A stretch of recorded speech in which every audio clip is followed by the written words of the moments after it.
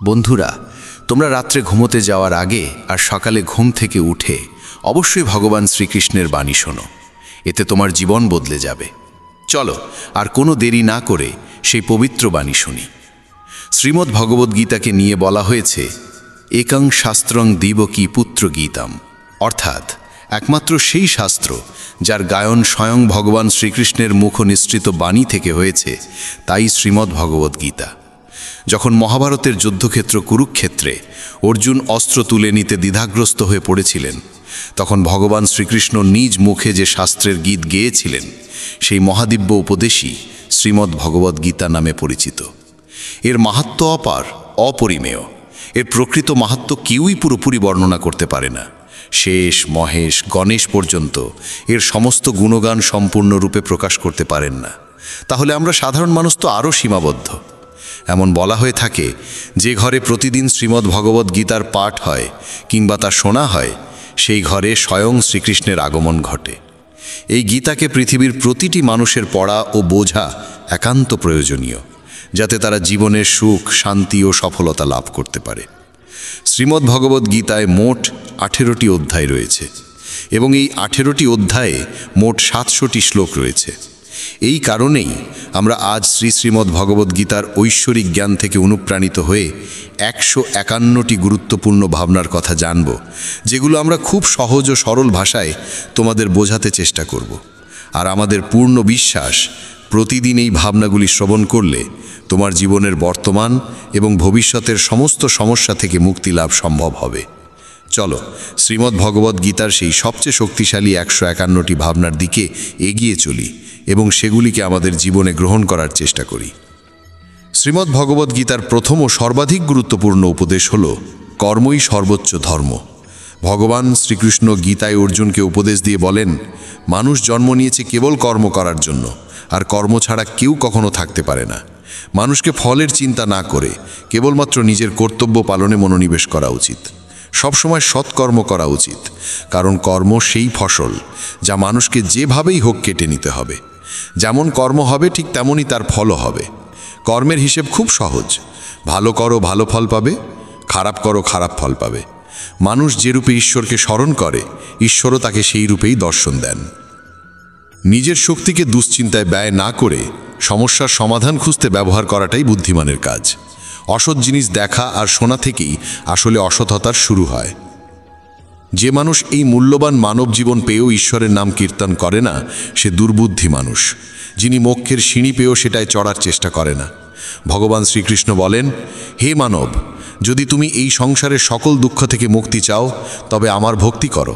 যে আমার ভক্তি করে না, সে এই জীবনেও নয়, মৃত্যুর পরেও শান্তি পায় না।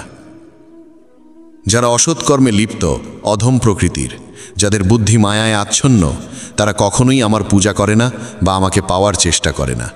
নিজেকে ভগবানের প্রতি সম্পূর্ণরূপে সমর্পণ করো, এটাই সবচেয়ে বড় আশ্রয়। যে কেউ এই আশ্রয়কে চিনে নিতে পারে, সে সব রকমের ভয়, চিন্তা ও দুঃখ থেকে মুক্ত হয়। ভগবানের উপর বিশ্বাস রাখো সেই শিশুর মতো, যাকে যদি কেউ বাতাসে ছুঁড়ে দেয় তবুও সে হাসে, ভয় পায় না, কারণ সে জানে কেউ তাকে পড়তে দেবে না। ভগবান শ্রীকৃষ্ণ বলেন, তুই মন ছোট করিস না। যেখানে তোর নিজেরই মুখ ফিরিয়ে নেবে, সেখানে আমি তোর পাশে থাকব। জীবনে কখনো কারো সঙ্গে নিজের তুলনা করিস না। তুই যেমন আছিস তেমনটাই শ্রেষ্ঠ। প্রেরণার সবচেয়ে বড় উৎস হলো তোর নিজের ভাবনা। তাই সব সময় ভালো ভাব, বড় ভাব, আর নিজেকে জয় করার জন্য নিজেকেই অনুপ্রাণিত কর। যে দুঃখ ভোগ করে সে ভবিষ্যতে সুখী হতে পারে, কিন্তু যে দুঃখ দেয় সে কখনো সুখী হতে পারে না। তাই নিজের মধ্যে করুণা রাখিস, ক্রোধ নয়, কারণ ফুল তো মেঘের বৃষ্টি নিয়ে খেলে, তার গর্জন নিয়ে নয়। মানুষ যতই মিষ্টি কথা বলুক, যদি সে মিথ্যা হয়, তাহলে সে একদিন তোর জন্য বিষ হয়ে উঠবে। আর একজন সত্যবাদী যতই তোর কাছে কঠোর মনে হোক, সে একদিন তোর জীবনের ওষুধ হয়ে উঠবে। ভগবান শ্রীকৃষ্ণ বলেন, মন শান্ত রাখার চেয়ে বড় সম্পদ এই দুনিয়ায় আর কিছু নেই। যে ব্যক্তি নিজের মন শান্ত রাখতে শিখে গেছে, তার চেয়ে ধনী কেউ হতে পারে না। সময় কখনো মানুষের তৈরি পথে চলে না, মানুষকে সময়ের দেখানো পথে চলতে হয়। একেই বলে নিয়তি। জীবন তখনই কঠিন লাগে যখন আমরা নিজের পরিবর্তনের বদলে পরিস্থিতি বদলাতে চাই। সত্য কখনো দাবি করে না যে সে সত্য, কিন্তু মিথ্যে সর্বদা দাবি করে যে শুধুমাত্র সেই সত্য। ভগবান শ্রীকৃষ্ণ বলেন, যেমন আলো অন্ধকারে দীপ্তি দেয়, তেমনি সত্য নিজ আলোয় জ্বলে। তাই মানুষের সর্বদা সত্যের পথেই চলা উচিত। ভগবান বলেন, হে অর্জুন, কি হারিয়ে গেছে যে তুই কাঁদছিস? কি এনেছিলিস যা তুই হারিয়ে ফেলেছিস? তুই কি সৃষ্টি করেছিলিস যা নষ্ট হয়ে গেছে? তুই যা পেয়েছিস এখান থেকেই পেয়েছিস, যা দিয়েছিস এখানেই দিয়েছিস। যা আজ তোর তা কাল অন্য কারো হয়ে যাবে, কারণ পরিবর্তনই এই জগতের নিয়ম। সময়ের সাথে সাথেই জগতের সব কিছু বদলায়, সব কিছুই পরিবর্তনের নিয়ম মেনেই চলে। এই দেহ তোর নয়, তুই এই দেহের মালিকও নোস। এই শরীর 5টি মৌলিক উপাদান দিয়ে তৈরি: অগ্নি, জল, বায়ু, মাটি আর আকাশ। একদিন এই শরীর সেই পঞ্চতত্ত্বেই বিলীন হয়ে যাবে। এই দুনিয়ায় ভাগ্যের চেয়ে আর সময়ের আগে কিছুই কারোর কপালে জোটে না, আর কোনোদিন জুটবেও না। জীবনে নিজের বাক্য সংযম রাখা খুব জরুরি, কারণ কথার দ্বারা দেওয়া আঘাত কখনোই সহজে সারে না। কৃষ্ণ বলেন, ধর্মের জন্য যুদ্ধ করতে শেখো, অধর্মীর কাল হয়ে উঠতে শেখো, আর আপনজনের জন্য ত্যাগ করতে শেখো। সত্য সব সময় জলের উপর তেলের বিন্দুর মতো। যতই মিথ্যের জল ঢালা হোক না কেন, তা সবসময় ওপরে ভেসে থাকে। সজ্জন মানুষের উচিত সদা উত্তম আচরণ করা, কারণ সাধারণ মানুষ তাদের পথচিহ্ন অনুসরণ করেই নিজের পথ খোঁজে। যদি কারোর ভালো করতে না পারো, তাহলে খারাপও করো না, কারণ এই দুনিয়া দুর্বল হতে পারে, কিন্তু যিনি এই দুনিয়া তৈরি করেছেন তিনি নন। যে ব্যক্তি শ্রীমদ্ ভগবদ্ গীতা পড়ে এবং সেই অনুযায়ী জীবন পরিচালনা করে, তার সমস্ত পাপের প্রভাব মুছে যায়। জীবনে আমরা কতটা সঠিক আর কতটা ভুল, কথা কেবল দুইজন জানে। এক তো সেই পরমাত্মা, আর দুই আমাদের নিজ অন্তরাত্মা। মৃত্যু একটি অটল সত্য, যা কখনোই পরিবর্তন করা যায় না। এই জগৎ সৃষ্টির আদিকাল থেকেই জন্ম মৃত্যুর চক্র চলে আসছে। যেমন একজন মানুষ পুরনো পোশাক ছেড়ে নতুন পোশাক পরিধান করে, তেমনি আত্মাও পুরনো ও নিরর্থক দেহ ত্যাগ করে নতুন দেহ ধারণ করে। এটাই প্রকৃতির নিয়ম। এই সত্যকে গ্রহণ করে ভয়মুক্ত হয়ে বর্তমানকে পূর্ণভাবে বাঁচতে শেখা উচিত। জ্ঞানী মানুষ কখনো মৃতের জন্য শোক করেন না, আবার জীবিতের জন্যও শোক করেন না, কারণ তারা জানেন যে চলে গেছে সে আবার ফিরে আসবে, এবং যে আজ আছে একদিন সেও চলে যাবে। শ্রীকৃষ্ণ বলেন, জীবনে যদি কখনো সুযোগ আসে, তবে কাউকে সহায়তা করতে সারথি হও, স্বার্থপর নয়। যেমন একটি প্রদীপ নিজের আলো কম না করেও হাজারো প্রদীপ জ্বালাতে পারে, তেমনি আনন্দ ভাগ করলে তা কখনো কমে না। যার হৃদয় ধর্মে পরিপূর্ণ, সে ধর্মের উপদেশ দেয়, আর যে অধর্মে ডুবে থাকে তার উপদেশও অধর্মের হয়। মানুষ দুঃখী হয় এই কারণে নয় যে সে ঈশ্বরে বিশ্বাস করে না, বরং সে ঈশ্বরের কথা শোনে না বলেই দুঃখ পায়। সময় হলে সকল কিছুই মানুষকে প্রাপ্ত হয়, কিন্তু সময়ের আগে কিছু পেতে চাওয়াই দুঃখের মূল কারণ। ক্রোধ হলো সেই দরজা যা মানুষকে নরকের পথে নিয়ে যায়। ক্রোধ মানুষের চিত্তকে অশান্ত করে তোলে এবং সেই অস্থিরতায় সে নিজেকেই ক্ষতিগ্রস্ত করে ফেলে। শ্রীকৃষ্ণ বলেন, যতই রাগ আসুক না কেন, ক্রোধ থেকে বিরত থাকা উচিত। নিজের মনে শান্ত থাকার চেষ্টা করতে হবে। এই জগতে কেউই নিজে থেকে মহান নয়, তার কর্মই তাকে মহান করে তোলে। সঠিক কর্ম মানে এমন ফল নয় যা সব সময় শুভ হয়, বরং সঠিক কর্ম সেই যার উদ্দেশ্য কখনো অশুভ নয়।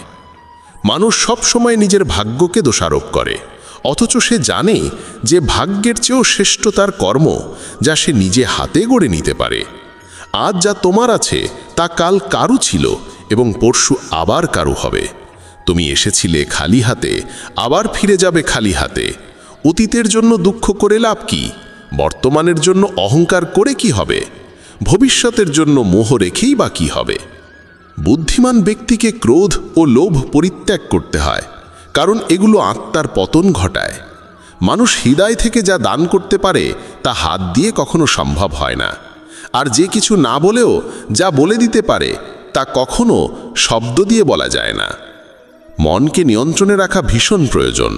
মানুষের মন বায়ুর মতো চঞ্চল। এই মনই মানুষকে কামনা বাসনার পথে ভাসিয়ে নিয়ে যায়। তাই জীবনে সফল হতে হলে মনকে আয়ত্তে আনা আবশ্যক। মনকে নিয়ন্ত্রণে রাখলে মস্তিষ্কের শক্তি একাগ্র হয় এবং তা কাজের সফলতা এনে দেয়। গীতার মতে যে ব্যক্তি নিজের মনকে আয়ত্তে এনেছে সে মন থেকে উদ্ভূত অপ্রয়োজনীয় চিন্তা ও ইচ্ছা থেকেও মুক্ত থাকে এবং নিজের লক্ষ্যে সহজেই পৌঁছে যায়। কিন্তু যদি মনকে আয়ত্তে না আনো তবে এই মনই তোমার সবচেয়ে বড় শত্রুতে পরিণত হবে। কোনো মানুষ তার সময়ের আগে কিংবা ভাগ্যের বেশি কিছু পায় না, তবে তবুও চেষ্টা চালিয়ে যেতে হবে। সবসময় সন্দেহ করা মানুষ কখনোই শান্তি পায় না, তাই সন্দেহ থেকে বিরত থাকা প্রয়োজন। অতিরিক্ত সন্দেহে মনের শান্তি নষ্ট হয় এবং মানুষ বিভ্রান্ত হয়ে নিজের সম্পর্কগুলো ধ্বংস করে ফেলে। দেহের সৌন্দর্য মনকে আকর্ষণ করে, কিন্তু স্বভাবের সৌন্দর্য হৃদয়কে আকর্ষণ করে। তাই মানুষের স্বভাব সবসময় নির্মল হওয়া উচিত। ইতিহাস বলে গতকাল সুখ ছিল, বিজ্ঞান বলে আগামীকাল সুখ আসবে, কিন্তু ধর্ম বলে যদি মন সৎ আর হৃদয় পবিত্র হয় তবে প্রতিদিন সুখ থাকে। কে কি করছে, কেন করছে, কিভাবে করছে, এসব থেকে যত দূরে থাকবে তত বেশি শান্ত থাকবে। শ্রীকৃষ্ণ বলেন, যে ব্যক্তির মধ্যে জ্ঞানের অভাব আছে এবং যার মনে ঈশ্বরের প্রতি বিশ্বাস নেই সে জীবনে কখনো আনন্দ বা সফলতা লাভ করতে পারে না। ক্ষমা করতে শেখো, নীরব থাকতে শেখো, তুমি এমন এক শক্তিতে পরিণত হবে যার সামনে পাহাড়ও পথ ছেড়ে দেবে।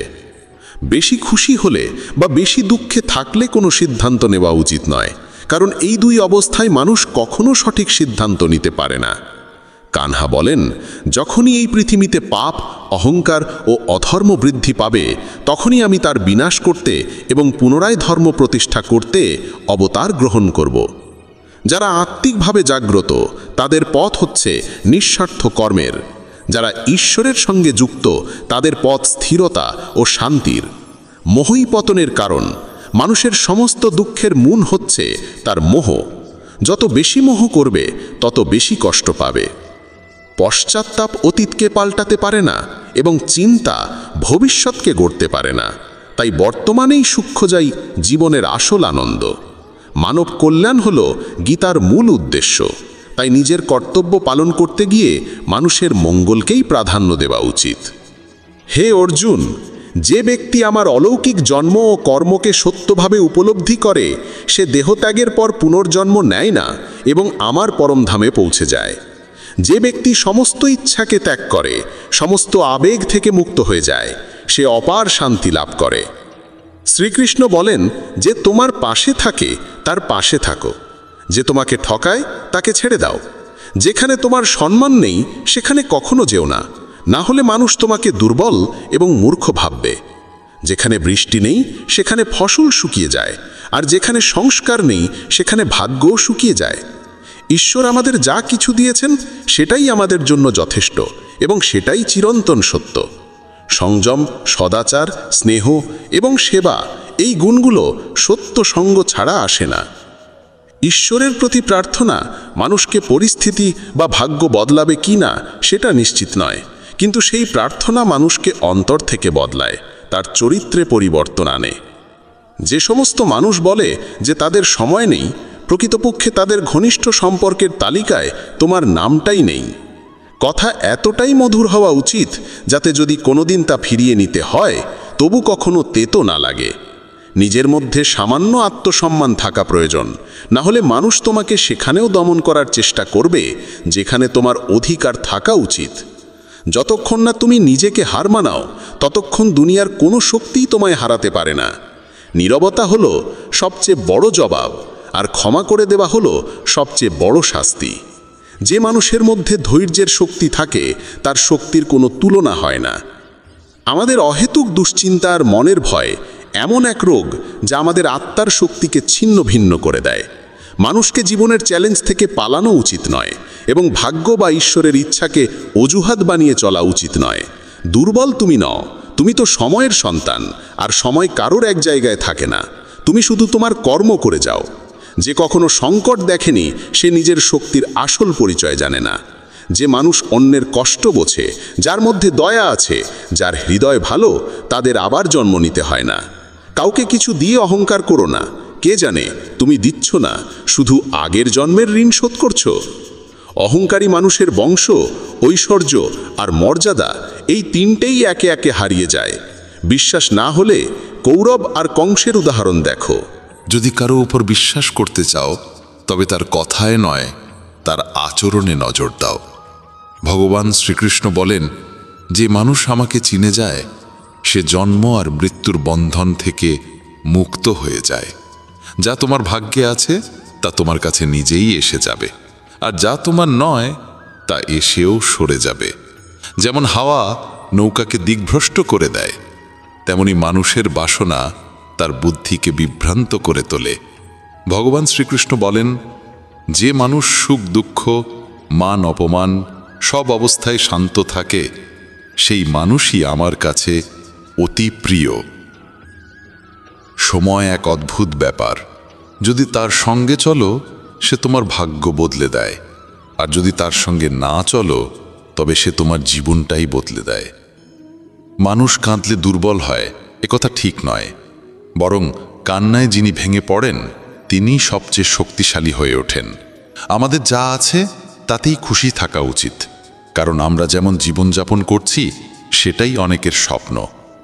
পাথর হয়তো শেষ আঘাতে ভেঙে পড়ে, কিন্তু প্রথম আঘাত কখনো বৃথা যায় না। সে মানুষটিকে কখনো বিশ্বাস করো না যার স্বভাবই হলো কষ্ট দেওয়া বা প্রতারণা করা।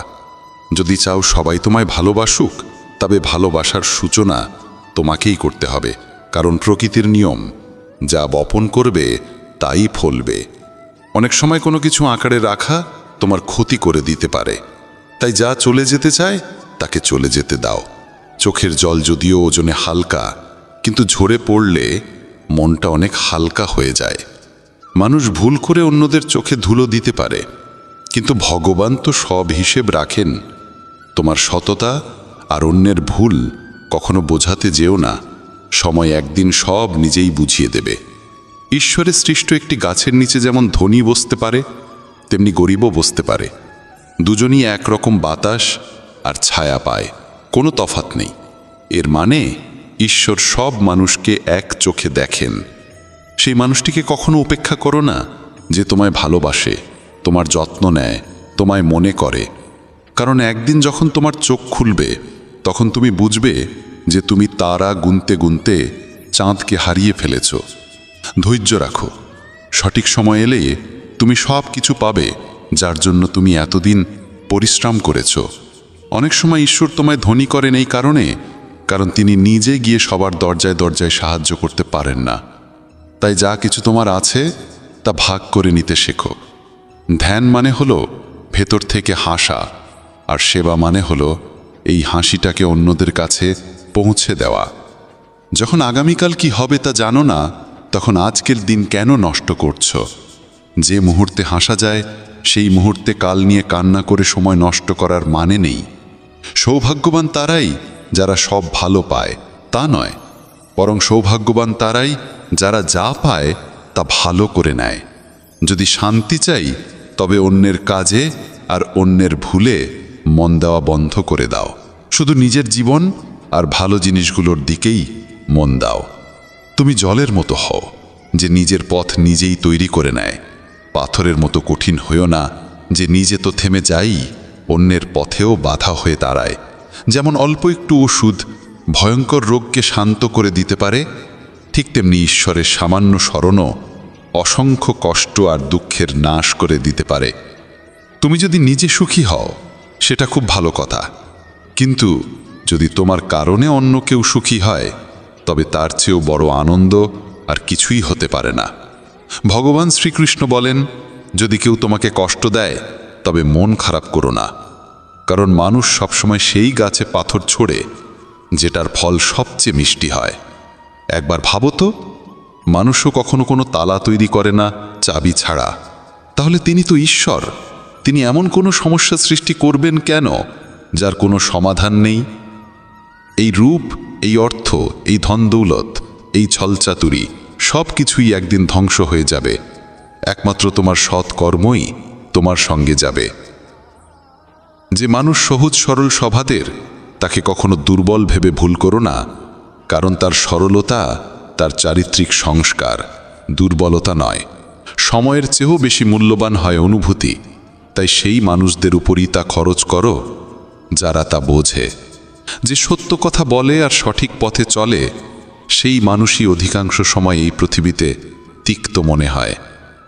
কারো প্রতি অহংকার করো না, সবাইকে আপন করে মিশে থাকো, সে তোমার আত্মীয় হোক কিংবা বন্ধু। আঘাত শুধু শরীরে লাগলেই টের পাওয়া যায় না, আত্মায় লাগলে তার বেদনা আরও গভীর হয়, আরও তীব্র হয়। যে দান কোনো শর্ত ছাড়া কর্তব্য হিসেবে নিঃস্বার্থভাবে কাউকে দেওয়া হয়, সেটাই প্রকৃত দান। নিন্দার ভয় পেয়ে কখনো তোমার লক্ষ্য থেকে মুখ ফিরিও না, কারণ লক্ষ্য পূরণ হলেই নিন্দুকদের মত পাল্টে যায়। যদি তুমি কাউকে একবার ক্ষমা করো, তাহলে তুমি বুদ্ধিমান। যদি দ্বিতীয়বার ক্ষমা করো, তাহলে তুমি হৃদয়বান। কিন্তু যদি তৃতীয়বারও তাকে ক্ষমা করো, তাহলে তুমি এই দুনিয়ার সবচেয়ে বড় মূর্খ। জীবনের সবচেয়ে দামি জিনিস হলো তোমার বর্তমান। একবার সেটা চলে গেলে পৃথিবীর সমস্ত ধন সম্পদ দিয়েও আর তা কেনা সম্ভব নয়। শ্রীকৃষ্ণ বলেন, মানুষ চাইলে তার জীবন খুব সহজভাবে কাটাতে পারে, কিন্তু সে তা করতে পারে না। সে সারাক্ষণ দুশ্চিন্তায় ডুবে থাকে। সে অতীতের কথা ভেবে কষ্ট পায়, সে মৃত্যুকে ভয় পায়। সে জীবনে যেমন ঠিকঠাকভাবে বাঁচতে পারে না, মৃত্যুকেও ঠিকভাবে গ্রহণ করতে পারে না।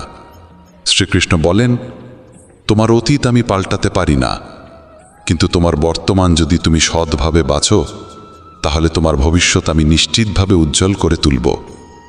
ঈশ্বরের কাছে কিছু চেয়ে না পেলে অভিমান করো না, কারণ ঈশ্বর কখনো সেটা দেন না যা তোমার কাছে ভালো লাগে, বরং তিনি সেটাই দেন যা সত্যিকারের ভালো তোমার জন্য।